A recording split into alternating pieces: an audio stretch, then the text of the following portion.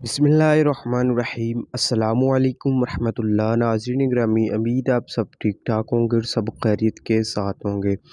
नाज़रीन गिरामी, जैसा कि आप जानते हैं कि स्वीडन में कुरान पाक की जो है वो बड़ी तौहीन की गई। कुरान पाक को जो है वो जलाया गया, जिसके बाद उम्मत मुसलमान बहुत ही ज़्यादा गम व गुस्से का इजहार किया जा रहा है। नाज़रीन गिरामी, तुर्की की जानब से जो है वो बहुत ही बड़ा एहतजाज किया गया और तुर्की के सदर का भी अहम बयान जारी हो चुका है।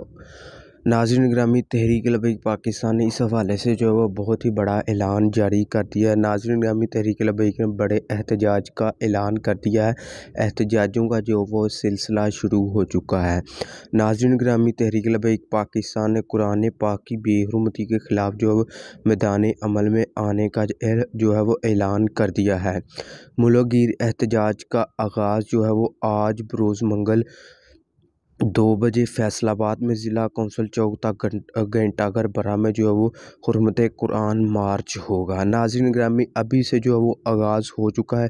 इसके बाद दीगर शहरों में भी जो है ऐलान होने जा रहे हैं बहुत ही बड़े एहतजाज स्वीडन के ख़िलाफ़, जहां पर कुरान पाक की बड़ी तौहीन की गई।